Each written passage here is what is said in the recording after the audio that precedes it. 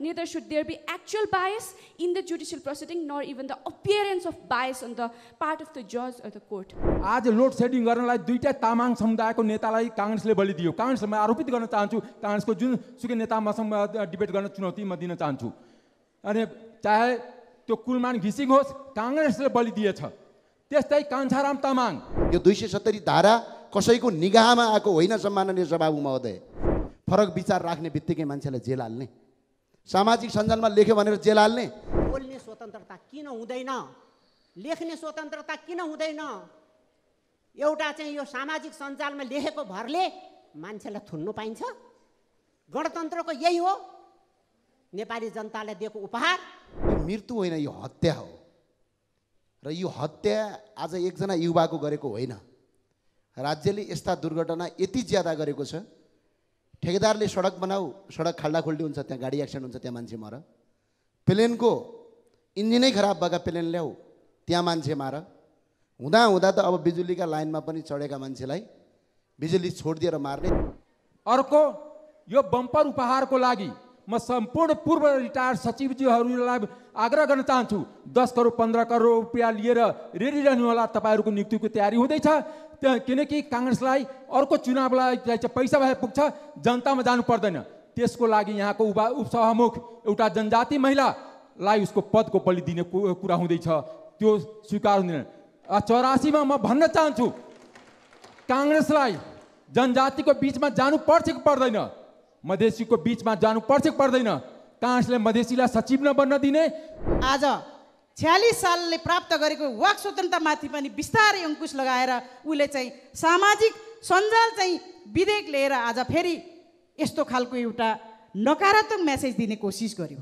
यो केवल कानुनी त्रुटि होइन, एउटा अदालतले संविधानको मूल आत्मामाथि पुर्याएको चोट हो सभामुख महोदय। संविधानको रक्षा गर्न अदालत कति सक्षम छ त भन्ने प्रश्न पनि जन्मिएको छ सभामुख महोदय। त्यो हामी सबैजनाले महसुस गरि नै रहेका छौँ।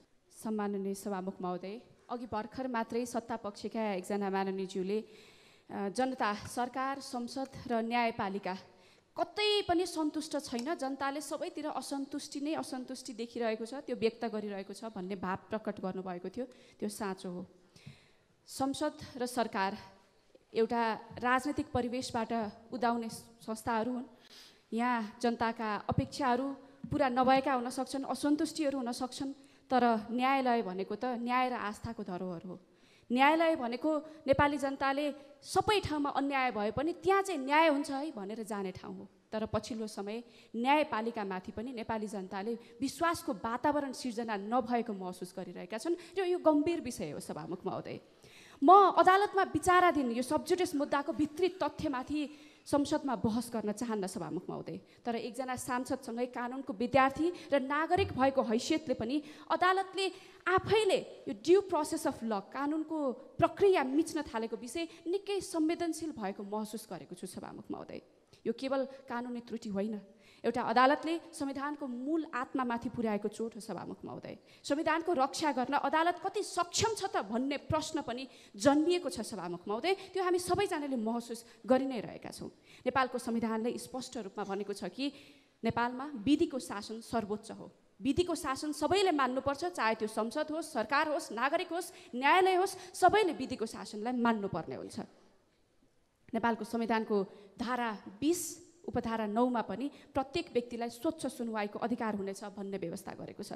न्यायिक प्रक्रियाको सही पालना बिना निष्पक्षता सम्भव हुँदैन सभामुख महोदय, र यो अधिकार त झन् थुनामा बसेका प्रतिवादीका लागि झन् अत्यन्तै संवेदनशील हुन्छ। सभामुख महोदय, पछिल्लो समय अदालतमा एउटा अनौठो र गैर संवैधानिक परिदृश्य देखिन थालेको छ। अदालतले प्रतिवादीलाई जानकारी नै नदिकन मुद्दाको पेशी तोक्ने, सुनवाई गर्ने, अनि सुनवाई भइसके पछाडि सुनवाई गर्दा गर्दै सुनवाई भएको जानकारी रहेन रहेछ, ल अब जानकारी दिनु नि त, अनि त्यस पछाडिबाट मुद्दा हेरौँला भन्ने किसिमको प्रवृत्ति देखे जस्तो देखिन्छ। यो त कस्तो भने जबरजस्ती, एकदम जबरजस्त ढङ्गमा चाहिँ जानकारी दिएर यही इजलासमा मैले हेर्न पाउनु पर्यो, सूचना अब देऊ न त, जानकारी पाएको रहेन रहेछ भन्नेको जस्तो भाव देखिन्छ। यसले त न्यायपालिकालाई कहाँ पुर्याउँछ सभामुख महोदय? यो निकै जटिल संवेदनशील प्रश्न खडा भएको महसुस गरेका छौँ। यसमा कता कता इजलासले प्रवृत्त धारणा राखेको विषयमा पनि शङ्का सिर्जना हुन्छ कि हुँदैन सभामुख महोदय? यो पनि नेपाली जनताले एकदम पब्लिक रूपमा अडिट गरिरहेको विषय हो। सूचना दिएर मात्रै पेशी राख्ने हो। सुनवाई नै सुरु भइसकेपछि आफ्नो विपक्षले के तर्क गरे भन्ने कुरा पनि सुन्न नपाई जानकारी नपाएको पक्षले आफ्नो तर्क कसरी प्रस्तुत गर्छ सभामुख महोदय? यो त प्राकृतिक न्यायको सिद्धान्तको घोर उल्लङ्घन भयो। यस्तो परिदृश्य देखिन थालेको छ सभामुख महोदय आजकल न्यायालयमा। यी क्रियाकलापले त न्यायपालिकाले पनि कार्यपालिका प्रेरित प्रवृत्तिको अनुसरण गर्न थालेको हो कि भन्ने प्रश्नहरू पनि जन्मिन थालेको छ। यसरी एकपक्षीय रूपमा अगाडि बढाइएको न्यायिक प्रक्रियाको सार वस्तुमाथि नै प्रहार हो सभामुख महोदय।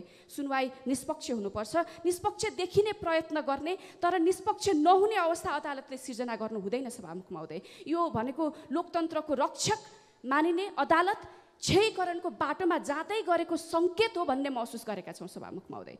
Justice must not only be done but must manifestly and undoubtedly be seen to be done. Neither should there be actual bias in the judicial proceeding nor even the appearance of bias on the part of the जज or the court. यो भनाइ न्यायालयमा एकदम सार्वजनिक रूपमा हामीले पढिरहेका हुन्छौँ, सुनिरहेका हुन्छौँ। न्यायालयमा कतै कतै यो अपारदर्शी तरिकाले पनि अन्याय भएको महसुस चाहिँ कतै कतै लाग्न महसुस पनि हुनुहुँदैन, अन्याय भएको छ भन्ने किसिमको महसुस पनि हुनुहुँदैन भन्ने भनाइ छ सभामुख महोदय। यहाँ प्रश्न उठिरहेको छ। पूर्व न्यायाधीशहरूको फोरमले अस्ति भर्खर मात्रै राज्यले चाहिँ कानुनी मर्म मिचेको भन्दै सार्वजनिक अभिव्यक्तिहरू दिनुभएको थियो। तर आजकल त अदालतको यो ड्यू प्रोसेस अफ ल मिच्ने कार्यहरू भएको देख्दा, उल्लङ्घनहरू भएको देख्दाखेरि के लाग्छ भने अब त पूर्व न्यायाधीशहरूको फोरमले चाहिँ न्यायपालिकाकै कार्यशैलीमा पनि अब प्रश्न उठाउनु पर्ने बेला भयो कि, अभिव्यक्ति दिनुपर्ने बेला भयो कि, आफू पूर्व भएको कारणले अलिकति टिप्पणी गर्ने बेला भयो कि भन्ने जस्तो पनि महसुस भएको छ। यदि अदालतले कार्यपालिका जस्तै प्रवृत्तिमा न्याय सम्पादन गर्न थाल्यो भने सभामुख महोदय देशमा विधिको शासन कायम रहँदैन, केवल विधिको आवरण मात्रै बाँकी रहन्छ। र यदि यो परिस्थिति आयो भने जनताको आक्रोश सडकमा पोखिनु इतिहासको स्वाभाविक परिप्रवाह हो सभामुख महोदय। न्याय सम्पादन हुनु अघि नै न्यायिक प्रक्रियाको हत्या हुँदैछ सभामुख महोदय। यसको मौन साक्षी हुने कि जागरुक प्रतिरोध गर्ने अब यो संसद र नागरिक समाज को साझा जिम्मेवारी हो। यो सबैको चासोको विषय हो। विधि मिचिएको विषयमा निरन्तर खबरदारी गर्ने मूल धर्म र चरित्रबाट प्रेस जगत पनि पछि हट्नु हुँदैन सभामुख महोदय। कुनै विषयप्रति त्यति विधि पनि अनदेखा गर्नु ठिक हुँदैन कि कुनै व्यक्ति गैर कानुनी तरबारको प्रहारबाट त्यो व्यक्तिको हत्या होस् अथवा त्यो व्यक्ति मारियोस्। यदि त्यस्तो भयो भने सम्पूर्ण प्रेस जगतले, नागरिक समाजले यो कुशासन माननीय सदस्य यहाँको निर्धारित समय सकिएको छ र कानुनको यो नेपालमा कानुनको शासन कायम गर्न नसकेको, भूमिका खेल्न नसकेको कारणले यो पुस्तामा आएको निराशाको भारी सबैले बोक्नुपर्ने हुन्छ। जाँदा जाँदै सभामुख महोदय ड्यू प्रोसेस अफ ल सबैले पालना गर्नुपर्छ। व्यक्तिप्रतिको धारणा अलग अलग होला तर विधि बचाउने जिम्मा साझा हो। नेपालको संविधानको धारा 136ले सम्पूर्ण न्यायपालिकाको प्रशासनको सुधारको जिम्मा प्रधान न्यायाधीशलाई दिएको छ। त्यो कुरा पनि अब सबै सचेत हुनुपर्ने अवस्था आएको छ। न्यायपालिकाको बृहत्तर सुधारको लागि सबैले चासो दिएर यसको सुधारको लागि काम होस् भन्ने अपेक्षा गर्दछु। यो ध्यान आकर्षण गराउन चाहन्छु। धन्यवाद सभामुख। माननीय सभामुख महोदय, हामी जनताले हामीलाई कर तिरेर हामी राज्य पालिएको छ। राज्यको काम चाहिँ जनताको सुरक्षा गर्ने हो। हिजो काभ्रेमा जसरी 28 वर्षीय उमेश परियारको जो मृत्यु भयो, उपेश परियारको, यो मृत्यु होइन, यो हत्या हो। र यो हत्या आज एकजना युवाको गरेको होइन। राज्यले यस्ता दुर्घटना यति ज्यादा गरेको छ। ठेकेदारले सडक बनाऊ, सडक खाल्डाखुल्डी हुन्छ, त्यहाँ गाडी एक्सिडेन्ट हुन्छ, त्यहाँ मान्छे मर। प्लेनको इन्जिनै खराब भएका प्लेन ल्याऊ, त्यहाँ मान्छे मार। हुँदा हुँदा त अब बिजुलीका लाइनमा पनि चढेका मान्छेलाई बिजुली छोडिदिएर मार्ने राज्य चाहिँ निरही भन्ने। अहिले यही संसदबाट यही सदनबाट हामी के अपिल गर्न चाहन्छौँ भने गृहमन्त्रीलाई कुनै पनि हिसाबले त्यो जसरी त्यो घटना भएको छ त्यो दुर्घटना मान्न सकिँदैन, त्यो हत्याका रूपमा दर्ज होस् र ज्यान मान्ने उद्योग कसुरमा चाहिँ मुद्दा चलोस्। किनभने यसरी आम नागरिकलाई मार्न पाउने राज्यको कानुन, राज्यको व्यवस्था त्यो राज्य हुन सक्दैन। र साथसाथै सम्माननीय सभामुख महोदय, म यही आज यहीँबाट सरकार पक्षलाई म भन्न चाहन्छु, नेपालको संविधानको धारा 270 पटक पटक पढ्नु होला। यो 270 धारा कसैको निगाहमा आएको होइन सम्माननीय सभामुख महोदय। तत्कालीन रापरबा र रापरबा नेपालका सांसदहरू, झन्डै 40 जना सांसदहरूको बहुमतका साथ यो धारा 270 लेखिएको। 270 ले के भन्छ? फरक विचार राख्ने बित्तिकै मान्छेलाई जेल हाल्ने, सामाजिक सञ्जालमा लेख्यो भनेर जेल हाल्ने। आज राष्ट्रिय प्रजातन्त्र पार्टीका युवक सङ्गठनका अध्यक्ष आज सामाजिक सञ्जालमा लेखेकै भरमा जेल हालिएको छ। नेपालको संविधानको धारा 17 को ठाडो उल्लङ्घन भयो कि भएन? धारा 270 ले त यस्तो विचार राख्न र यस्तो विचार बोल्न र यस्तो किसिमको कानुन बनाउन पाइँदैन भनिन्छ, तर संसदको रोस्टममा गृहमन्त्री र प्रधानमन्त्रीले पटक पटक फरक विचार राखेलाई म पक्राउ गर्छु भन्नुहुन्छ। के प्रधानमन्त्री, के गृहमन्त्री, के यो सरकार यो नेपालको संविधानभन्दा ठुलो हो? यदि संविधानभन्दा ठुलो हो भने तपाईँहरूसँग बहुमत छ, यो धारा संशोधन गर्नुहोस्। होइन भने संविधानको पालना गर्नुहोस्। पालना गर्न सक्नुहुन्न भने सरकारमा बस्नुको कुनै औचित्य हुँदैन, त्यसको कुनै महत्त्व हुँदैन, त्यो कुनै वैधानिक सरकार हुन सक्दैन जुन सरकारले संविधानलाई मान्दैन। त्यो भएको हुनाले सम्माननीय सभापति महोदय, आस्थाका आधारमा राखेका साथीहरू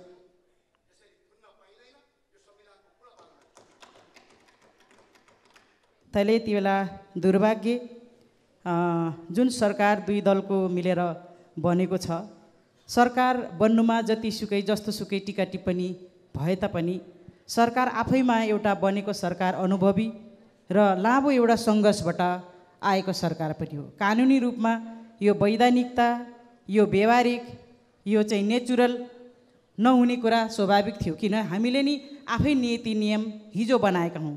कस्तो प्रकृतिको सरकार बन्दाखेरि नेपालमा उचित खालको संवैधानिक डेलिभरी दिन सक्छ भनेर, तर पछिल्लो चरणको अभ्यासमा आउँदा त्यस्तो हुन सकेन।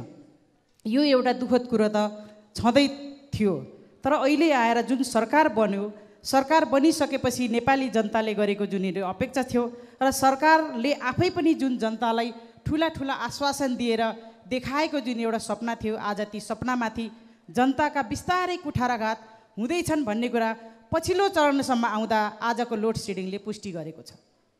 हामीले आवाज उठाउँदाखेरि एउटा कर्मचारीमाथि सरकारको प्रतिपक्षको प्रमुख दल नै किन यति चिन्तित हुन पर्यो? सरकारको एउटा प्रतिपक्षको दलले एउटा कर्मचारीमाथि किन यस्तो रोइलो गर्न पर्यो सदनमा आएर भन्ने कुरा बडो जोड टोरका साथ उठायो। हामीले एउटा कर्मचारीमाथि उठाएको प्रश्न थिएन।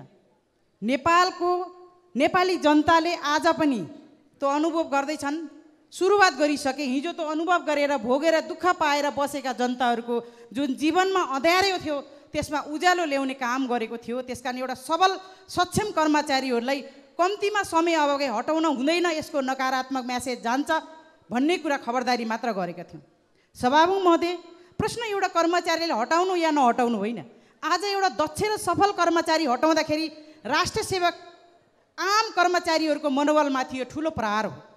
आज बाहिर एउटा प्रश्न उठेको छ।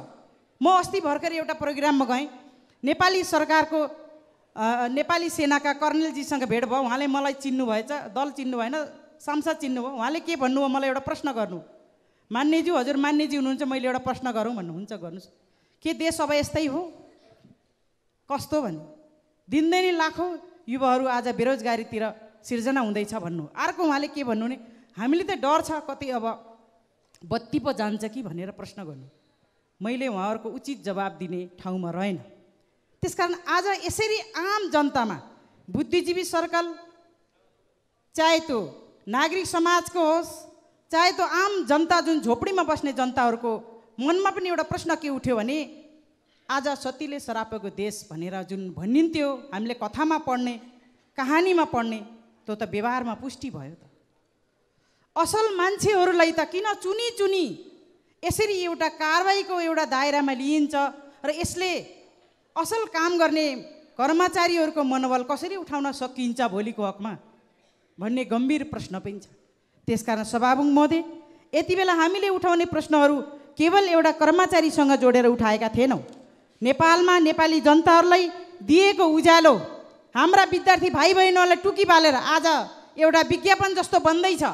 टुकी बालेर शिक्षा समितिको बैठक बसियो गरे, टुकी बाल्दै छोराछोरीले फेरि पढ्न सुरु गरे भनेर फेरि आज विज्ञापन बन्दैछ।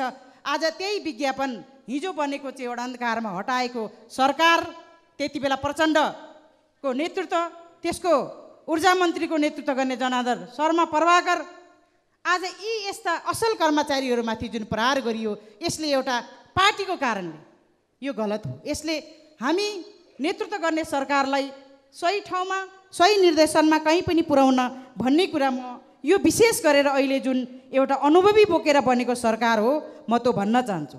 आज सरकार सामन्तवादी निरङ्कुश एकात्मक केन्द्रीकृत राज्य व्यवस्थाको विरुद्धमा महान जनयुद्ध र ऐतिहासिक जनआन्दोलनको जगमा नेपाली जनताले प्राप्त गरेको अधिकारहरूमाथि बिस्तारै अङ्कुश लगाउँदैछ। बिस्तारै त्यो अङ्कुश जनयुद्ध र जनआन्दोलनको मात्र लगाएन, 46 सालको उपलब्धिको माथि पनि अङ्कुश लगायो।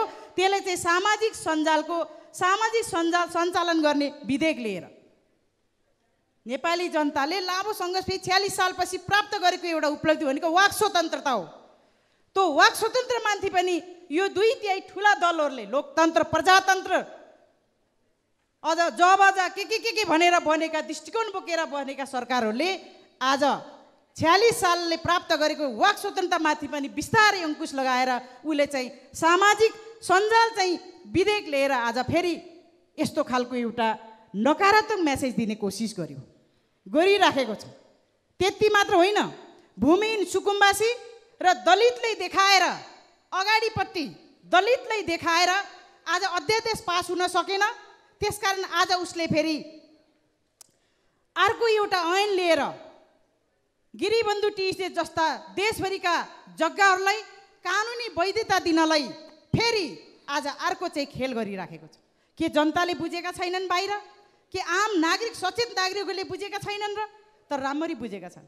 हामी किन यसरी नाङ्गे हिँड्छौँ र भन्छौँ निबन्ध लेखा, त्यो पनि के को भन्दा कोट लगाएको छ असल छ भने। हामी नाङ्गै सर्वस्व नाङ्गै तर निबन्ध लेख्न लगाउँछौँ हामी। आज यो यस्तो खालको परिस्थितिले परिवेशले देशलाई सही दिशातिर लिएर जान सक्दैन। त्यसकारण सभामुख महोदय समय घर्किसक्यो। आज महालेखा परिषदको 62औं प्रतिवेदनले देशलाई बेरोजगारीतिर लगेको सरकारको ध्यान त्यता छैन। सरकारले यो बेरोजगारीको कसरी कम गर्न सकिन्छ भन्ने चिन्ता छैन। सरकारको चिन्ता के छ भने कसरी हुन्छ ऐनहरू संशोधन गर्ने र कसरी हुन्छ गिरिबन्धु टी जस्ता जग्गाहरूको नाममा रहेका जग्गाहरूलाई वैधता दिएर बिचौलियाहरू भूमाफियाहरूको नेतृत्वमा बनेको जस्तै सरकार हो भनेर पुष्टि गर्ने गरी आज सरकारले आफ्नो रवैया जुन पेश गर्दैछ, यसले नेपाली जनतामाथि नितान्तै एउटा निराशा पैदा भएको छ। आज 20 लाख युवाहरू वैदेशिक रोजगारीमा दिनो जुन लस्कर लाग्ने गरेका छन्, रोजगारीको आज ग्यारेन्टी देशमा गर्न सकिएको छैन। आज किसानहरूलाई समयमा हामीले भने जसरी मोल दिन सकेको छैन, किसानहरूको उत्पादनलाई बजारीकरण गर्न सकिएको छैन। आज शिक्षामा सर्वसुलभ छैन। हामी धनी मान्छेहरूको स्वास्थ्य जसरी पनि उपचार हुन्छ र एउटा गरिबले चाहिँ सिटामोल नपाएर मर्ने अवस्था छ। आज यसप्रति राज्य चाहिँ गम्भीर हुन सकेको छैन। यसबारेमा चिन्तन मनन हामी सबै मिलेर गरौँ। हामी पनि गर्न तयार छौँ सत्ता पक्षका मान्यहरू। आज सरकारले त्यस्तो खालको एउटा चाहिँ योजना या चाहिँ सहमति गर्ने आज दृष्टिकोण पनि अगाडि ल्याउँदैन र सरकारले भन्छ हामीले जे गरेका छौँ ठिक गरेका छौँ, खबरदार तिमीहरू बोल्न पाइँदैन भनेर संविधानमाथि नै संविधानको भावना र एउटा मर्ममाथि नै कुठाराघात गर्ने कोसिस गर्छ। कारबाही कानुनी रूपमा भएका कारबाहीहरूलाई पनि पक्ष र विपक्ष बनेर चाहिँ कानुनी कारबाही हुन्छन्। आफ्नै दलभित्र भएका कारबाहीहरू पनि कुन गुटको हो भनेर हेरिने गरिन्छ। यसले कहाँ पुगेला सभामुख महोदय? यसले हामी सबैलाई गम्भीर बनाएको छ।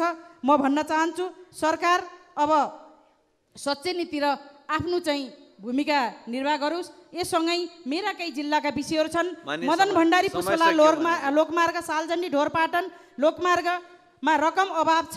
नौमुरे माननीय सदस्य रोशन कार्की, समय 4 मिनट। त्यसपछि माननीय सदस्य मेटमणि चौधरी। सभामुख महोदय, म यो संसदमा पहिलाचोटि आएको हो। बाहिरबाट हेर्दाखेरि यो संसदको भवनलाई हेर्दाखेरि मलाई लोभ लाग्थ्यो। मलाई पनि खैरो कोट लगाएर लोगो लगाएर संसदभित्र पस्न असाध्यै इच्छा थियो र अहिले मैले मौका पाएँ। संसदभित्र आएपछि मैले के पाएँ भने त सभामुख महोदय, यो त ढाँट्ने थलो रहेछ।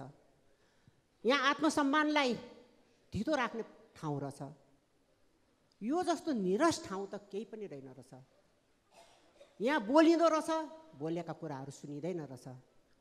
यहाँ कुर्सीहरू खाली हुँदा रहेछन् र सरकारले जहिले पनि जनतालाई सांसदहरूको मार्फतबाट ढाँट्दो रहेछ। यो बजेट बनिसक्छ, मन्त्रालयगत बजेटको बाँडफाँड भइसक्छ, तब सम्माननीय राष्ट्रपतिबाट नीति तथा कार्यक्रम आउँछ। नाटक हुन्छ त्यहाँ पनि। हामीहरू त्यसमा संशोधन हाल्छौँ, बोल्छौँ, गम्भीर हुन्छौँ। मन्त्रीजीहरू यहाँ उपस्थित हुनुहुन्छ, भिडियो गेम खेल्नुहुन्छ, खासखुस गर्नुहुन्छ, उठेर हिँड्नुहुन्छ र त्यसपछिबाट फेरि अर्को एउटा नाटक आउँछ। अर्थमन्त्रीज्यूले सिद्धान्त र प्राथमिकता ल्याएर पढ्नुहुन्छ यहाँ। हामीहरू गम्भीर भएर त्यसमा छलफल गर्छौँ, जबकि हामीहरूलाई थाहा छ हामीहरू जनतालाई ढाँटिरहेका छौँ। बन्नुपर्ने विषयगत मन्त्रालयबाट बन्नुपर्ने बजेटहरू बनिसक्यो, बाँडफाँड भइसक्यो, सिरियस साथ हामीहरू बस्छौँ। कतिजना मान्छे मान्यजीहरू हामीहरू कहिले त हामी उङ्छौँ, निलो कुर्सीहरू खाली हुन्छ। बाहिर चाहिँ यो दृश्य देख्दाखेरि कस्तो होला? मलाई त कहिलेकाहीँ सभामुख हजुरको पनि माया लाग्छ। निला कुर्सी उङिरहेको मान्यहरू गफ गरिरहेको, मन्त्रीहरू भिडियो गेम खेलेर बसिरहेको, खासखुस गरिरहेको, त्यो सिन त्यहाँ माथिबाट कस्तो देखिँदो होला? सभामुख, म सभामुखज्यू मार्फत म प्रश्न गर्दछु। अब अर्को कुरा, सरकार कस्तो छ त? यो सरकार निरङ्कुश भइरहेको छ सभामुख महोदय। यो सरकार मण्डलीकरण गरिरहेको छ। गृह प्रशासनले आफूलाई मण्डलीकरण गरिरहेको छ, निरङ्कुश भइरहेको छ र यो कहिले पनि त्यो पल्लो बेन्चबाट ओल्लो बेन्चमा आउँछ भनेर यसलाई महसुस छैन। यो आफूलाई के भनिरहेको छ थाहा छैन। के संविधानको 270 निलम्बन भएको हो सभामुख महोदय? के त्यो संविधान संशोधन भएको छ सभामुख महोदय? बोल्ने स्वतन्त्रता किन हुँदैन? लेख्ने स्वतन्त्रता किन हुँदैन? एउटा चाहिँ यो सामाजिक सञ्जालमा लेखेको भरले मान्छेलाई थुन्नु पाइन्छ? गणतन्त्रको यही हो नेपाली जनतालाई दिएको उपहार। बोल्नु पनि नपाइने, कहिले प्रश्न सोधेको भरमा प्रेसका हाम्रा पत्रकारहरूलाई प्रेस पासबाट खोसिन्छ, उहाँहरूलाई मुक्त गरिन्छ। के हो यो? के यो संसदीय व्यवस्थालाई त अब त हामीहरूले फेरि पुनर्विचार गर्नुपर्ने बेला आएको छ। यो संसदीय अभ्यासलाई सभामुख महोदय बिन्ती छ, फेरि पुनरावलोकन गरौँ र बजेट बन्नुभन्दा पहिले नै 4-5 महिना अगाडि नै सर्वपक्षीय यहाँ संसदभित्र भएका दलहरू बसेर बजेटमा के राख्ने, कसो गर्ने, के विकासहरू गर्ने भन्ने कुराहरूको बारेमा व्यापक छलफल होस्। तब मात्र नीति तथा कार्यक्रम आओस्। अनि त्यसपछिबाट मात्रै सरकारले प्राथमिकता र आफ्ना सिद्धान्त र प्राथमिकतालाई तोकोस्। अनि मात्र मन्त्रालयगतको बजेटहरूको बाँडफाँड होस्। सभामुख महोदय, म 1 मिनट पनि होइन, म आधा मिनट मात्र लिन्छु र अन्तमा म के भन्न चाहन्छु भनेदेखि सभामुख महोदय, अब धेरै ढिलो भइसक्यो। अब हामीहरू नढाँटौँ, जनतालाई हाम्रो मार्फतबाट नढाँटाइयोस्, जनताहरूलाई बेवकुफ नबनाइयोस् सभामुख महोदय। त्यसकारण अब हामीहरूले पुनर्विचार गरौँ। म सभामुख मार्फत म सरकारलाई भन्न चाहन्छु, तपाईँहरूले आफ्नो आयु लामो गर्नु छ भने यो कुराहरूलाई त्यागिदिनुहोस् र पुनर्विचार गरौँ। सबैजनाहरू मिलेर नेपाली जनताहरूलाई जे भनेर यहाँ बाचा गरेर आएका छौँ त्यसलाई पुरा गरौँ र मन्त्रीज्यूहरूलाई पनि नलुकौँ भन्छु। हामी तपाईँहरूलाई देख्ने बित्तिकै लुक्नु पर्दैन। मन्त्रीज्यूहरू विशेष गरेर प्रतिपक्षलाई देखेपछि त लुकिहाल्ने, यो कस्तो विडम्बना हो? किन लुक्ने? कस्तो छ स्थिति? देशको बजेटको स्थिति के छ? सरकारको ढुकुटीमा के छ? पैसा के छ भन्ने कुरो त हामीहरूलाई थाहा दिनु पर्यो नि। हाम्रो मार्फतबाट जनताको थ्रुबाट त थाहा हुनु पर्यो नि। सरकारले गभर्नर नियुक्ति गर्नु सक्दैन। यो सरकार भ्रष्टाचारबाट व्यक्त छ। 3 करोड रुपियाँ, 3 अरब रुपियाँमा बढाबड भइरहेको छ अरे। एउटा गभर्नर पनि दिनु नसक्ने र रेमिटेन्सको नाममा काला धनहरूलाई भित्राउने काम चाहिँ नगरोस् सरकार। सभामुख मार्फतबाट म विनम्र अनुरोध गर्दछु। धन्यवाद। के सरकारी निकायहरू फेल भएको हो, असफल भएको हो? के सरकारी निकायहरू अब काम गर्न सक्दैन? एउटा राष्ट्रभक्त कर्मचारीले न्यायको लागि सांसद गुहार्ने समय आइसक्यो। एकजना प्रभु शाहले के न्याय दिन सक्छ भन्ने प्रश्न उठ्यो। सभामुखज्यू, अहिले देशमा राष्ट्रिय कर्मचारी जो आफै आयोजना प्रमुख हो, जो आफै सतर्कता केन्द्रमा लामो अवधि काम गरेको, झन्डै 12 वर्ष बिताएको एउटा कर्मचारीले कानुन नियम नबुझेको पक्कै छैन होला। उहाँ बुझेर यहाँ आउनुभयो र यसरी थकित हुनुहुन्छ भने जनताको हालत के होला? यो सुशासन दिने जिम्मा लिएको सरकारले सोध्न चाहन्छु। तपाईँले त 2/3 सरकार बनाउनु भयो र सुशासनको पुरै ग्यारेन्टी गर्छु भन्नुभयो। आज तपाईँ मार्फतकै एउटा परिपक्व इन्जिनियर जसले माननीय वर्षौं सदस्य, यहाँको योगदान समय गरेको छ, सकिएको आज छ, यसरी अन्त्य गुहारी गर्नुहोस्। राख्दा यहाँ संसदमा आएर मन्त्रीले जवाब दिनु पर्यो र यदि चितबुझ्दो जवाब भएन भने यो संसद पनि एउटा गम्भीर हुनुपर्छ यस्ता कुराहरूमा र संसदीय छानबिन समिति बनाउनुपर्छ भने म माग गर्न चाहन्छु। धन्यवाद। माननीय सदस्य अमरेश कुमार सिंह। सम्मानीय सभामुख महोदय, यही महिनाको अन्तमा काङ्ग्रेस एमाले दुईटा पार्टीलाई ठुलो बम्पर उपहार पर्ने को अहिलेदेखि नै प्लान भइरहेछ। हिजै मैले जनताले के उपहार पाएछ, महँगाईदेखि लिएर भ्रष्टाचारदेखि लिएर अनि जुन विद्युतको कटौती भइरहेछ, लोड सेडिङ भइरहेछ, त्योदेखि लिएर खास गरी म काङ्ग्रेससँग प्रश्न गर्न चाहन्छु, किनकि पहिलाको पृष्ठभूमि मेरो काङ्ग्रेस थियो। काङ्ग्रेस बीपी कोइरालाले यही दिन देख्नको लागि पार्टी बनाएको थियो कि छानी छानी जनजातिलाई बलि दिने। जसरी आज लोड सेडिङ गर्नलाई दुईटा तामाङ समुदायको नेतालाई काङ्ग्रेसले बलि दियो। काङ्ग्रेसलाई म आरोपित गर्न चाहन्छु, काङ्ग्रेसको जुनसुकै नेता मसँग डिबेट गर्न चुनौती म दिन चाहन्छु। अनि चाहे त्यो कुलमान घिसिङ होस्, काङ्ग्रेसले बलि दिएछ। त्यस्तै कान्छाराम तामाङ। अर्को, यो बम्पर उपहारको लागि म सम्पूर्ण पूर्व रिटायर्ड सचिवज्यूहरूलाई आग्रह गर्न चाहन्छु, 10 करोड 15 करोड रुपियाँ लिएर रेडी रहनुहोला। तपाईँहरूको नियुक्तिको तयारी हुँदैछ, किनकि काङ्ग्रेसलाई अर्को चुनावलाई पैसा भए पुग्छ, जनतामा जानु पर्दैन।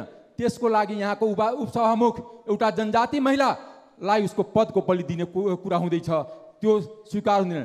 84मा म भन्न चाहन्छु, काङ्ग्रेसलाई जनजातिको बिचमा जानु पर्छ कि पर्दैन, मधेसीको बिचमा जानु पर्छ कि पर्दैन।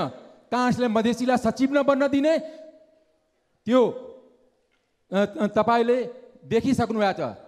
त्यो जुन सचिव बन्न बेलामा पनि स्वास्थ्य सचिवमा एउटा महिला मधेसी भएको कारणले काङ्ग्रेसले बन्न दिएन। काङ्ग्रेसको सभापतिले कसम खाएछ कि महिला सभापति हुन्जेलसम्म काङ्ग्रेस नाश गर्छु, जस्तै हिजोको दिनमा राजालाई बुझाएको थिए, यसपालि पनि एमालेले बुझाएर काङ्ग्रेसलाई त्यहाँ मर्ज गराउँछु। यो कुराले मैले भन्न के चाहन्छु भने, तपाईँले काङ्ग्रेसकै गृहमन्त्रीबाट एउटा थारूको नेता टिकापुरको, त्यो पनि सुदूरपश्चिमको, त्यसलाई जेल हालियो नाटकीय तरिकाले। के तपाईँ टार्गेट गर्न खोज्नु भएको छ?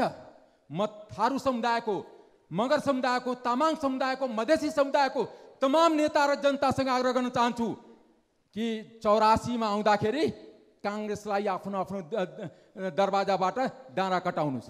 किनकि यो काङ्ग्रेसले मधेसी, जनजाति, थारू, मुस्लिम, महिला सबै विरोधी हुन्। त्यस कारणले महिला सचिव नबनाएर, त्यो काङ्ग्रेसको मन्त्रालय थियो, काङ्ग्रेस त्यसबाट उन्मुक्ति हुनु मिल्दैन। स्वास्थ्य सचिव नम्बर 1 थियो, 1 वर्ष सिनियर पनि थियो, तर उसको दोष एउटै मात्र थियो कि मधेसी महिला थियो, उसले भ्रष्टाचारमा पैसा दिन सक्दैन। त्यस कारणले यो जुन राजनीतिको महाभारतको चौसरमा हामी जुन महाभारतमा जसरी ठुलो नेता आँखा चिम्लेर बसिरहेको थिए, काङ्ग्रेसका तमाम त्यो महाभारतको भीष्म पितामह द्रोणाचार्य जस्तो नेताहरूलाई सोध्न चाहन्छु कि तपाईँ सभापतिको हातमै काङ्ग्रेस जस्तो एउटा लोकतान्त्रिक पार्टी, बीपी कोइरालाले हिमाल पहाड तराई, मधेसी जनजाति, थारू, मुस्लिम अनि खसार सबैलाई मिलाएको पार्टी नाश गर्न खोज्नुहुन्छ। निर्धारित 3 मिनेटको समय सकिएको छ।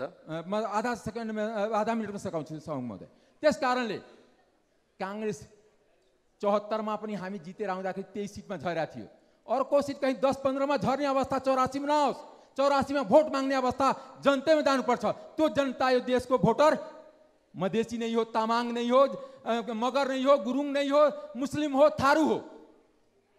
त्यस कारणले आज जुन तरिकाले बम्पर उपहारको खोजी भइरहेछ, जुन तरिकाले बन्द कमरामा चौसर बसिरहेछ, जो कमराले विभिन्न नियुक्तिको लागि पैसाको कलेक्सन गर्ने पूर्व सचिवहरूलाई आदेश गरिराखेको छ, त्यसले यो महिनाको लास्टमा जुन बम्पर त्यो लटरी खुल्नेवाला छ, त्यो लटरीको लागि उपसभामुखको पदको यदि बलि भयो भने काङ्ग्रेसलाई इतिहासमा, नेपालको राजनीतिक इतिहासमा कहिले पनि नेपाली जनता माफ गर्दैन। धन्यवाद।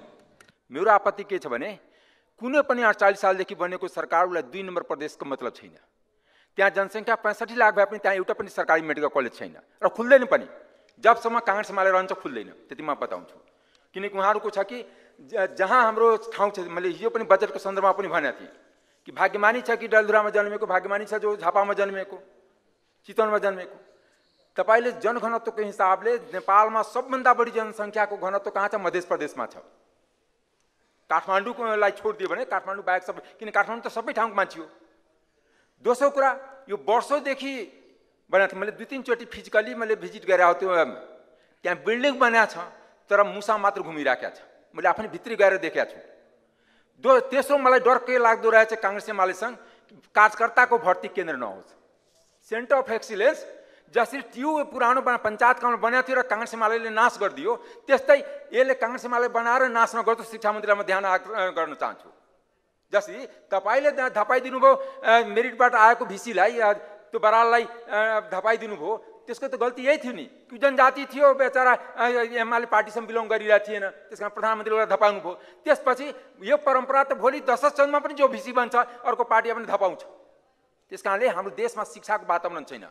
बराबर अनि अहिले उहाँ सदनमा हुनुहुन्न, तर एमालेकै जो शिक्षा मन्त्री हुनुहुन्थ्यो उहाँको इन्टरभ्यू जगदीश खरेललाई हट सिटमा दिनुभएको छ इमेज टिभीमा। त्यो सुनिदियो भने म धन्य हुन्थ्यो एमाले र काङ्ग्रेसको कार्यकर्ताहरूसँग या यहाँको मान्यजीहरूसँग कि कसरी तपाईँहरूले सार्वजनिक शिक्षालाई ध्वस्त पारेर प्राइभेटको संरक्षण गर्नको लागि एमाले काङ्ग्रेस खडा गर्नुभएको छ। किनकि म्याक्सिमम सांसदको लगानी त्यहाँ छ। लगानी सुरक्षित गर्नको लागि तपाईँले देश र जनतालाई पीडित नबनाउनुहोस्। अनि त्यो शिक्षा मन्त्रीको राजीनामा नै सार्वजनिक विद्यालयलाई, सामुदायिक विद्यालयलाई रक्षा गर्ने नाउँमा भएको हो। तपाईँले जो राम्रो गर्न खोज्यो त्यसलाई जहिले पनि बलिदान दिने कि जहिले पनि, किनकि म यहाँ भन्न चाहदिनँ कि कसको ज्वाइँ, कसको छोरा, कसको लगानी कुन कुन विद्यालयमा छ, कसको आसेपासेले चलिरहेछ। त्यस कारणले नेपाली नागरिकको देश बनाउनलाई सार्वजनिक विद्यालय, सार्वजनिक विश्वविद्यालय, सार्वजनिक सेन्टर अफ एक्सिलेन्स, जो देश आजसम्म ट्युलाई 50औं वर्षको इतिहासमा सेन्टर अफ एक्सिलेन्स नबनाए सक्ने आज सेन्टर अफ एक्सिलेन्स बन्छ। अहिले भर्खर मभन्दा अगाडि मानिएको यस भट्टराईले भन्छ त्यो पत्याउँछ, अरू जो नेपाली जनता साक्षर छ त्यो पत्याउँदैन। म पनि एउटा सेन्टर अफ एक्सिलेन्स युनिभर्सिटीबाट पिएचडी गरेको मान्छे, हामी पत्याउँदैन। किनकि यहाँको सरकारको नीति होइन, नियत खराब छ। नीति खराब। सदस्य यहाँको समय सकिएको, म आधा मिनटमा सकाउँछु सौमा। त्यस कारणले म दशरथचन्द्र जुन स्वास्थ्य विज्ञान विश्वविद्यालय त्यसको समर्थन गर्छु, तर साथसाथ माग गर्छु कि मधेसमा पनि त्यस्ता केन्द्रको विद्यालय विश्वविद्यालय स्वास्थ्यमा खुलोस्। मधेसी जनता जहिले पनि दुःख पाउनको लागि, अन्याय सहनको लागि, विकासबाट वञ्चित हुनको लागि, भोट र नोट दिनको लागि, कर दिनको लागि जन्म लिएको छैन। देशको विकास सार्वजनिक हिसाबले हुनुपर्छ, सबै ठाउँमा हुनुपर्छ। त्यस कारणले मधेसलाई खाली भोट र नोट लिने ठाउँ कोलोनियल शासनको रूपमा नप्रयोग गरोस्। धन्यवाद।